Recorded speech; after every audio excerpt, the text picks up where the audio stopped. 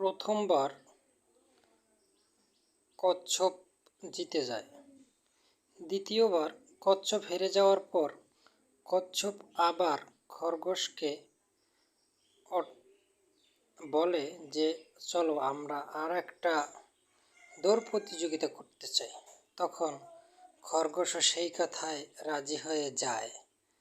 তখন কচ্ছপ বলে যে চলো এইবার আমরা দৌড় প্রতিযোগিতা করব, এই রাস্তায় নয়, অন্য আরেক রাস্তায়। তখন তারা দুইজন মিলে এই কথা বলে তারা দৌড় শুরু করে। যখন তারা এই কথা বলে তখন খরগোশ চিন্তা করে এবারও আমি জিতব।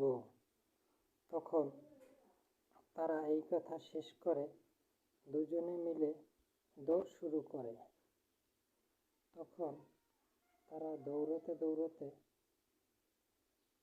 এমন জায়গায় চলে যায় যেখানে তারা খরগোশ দৌড়ে গিয়ে দেখে যে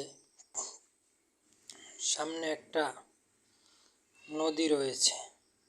সে সেখানে গিয়ে থমকে বসে। আর কচ্ছপ সে নিজ পায়ে পিল পিল চলতে থাকে।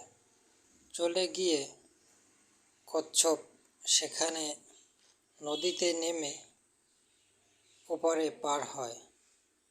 আর খরগোশ সেখানে বসে দুঃখ প্রকাশ করে, হায়, আমি যদি আগে বুঝতাম, যে রাস্তাটার সম্পর্কে জানতাম, তাহলে আমি বিজয় অর্জন করতাম। তখন খরগোশ রাগে ক্ষোভে বসে থাকে এবং কচ্ছপ নদী পার হয়ে কচ্ছপ জিতে যায়।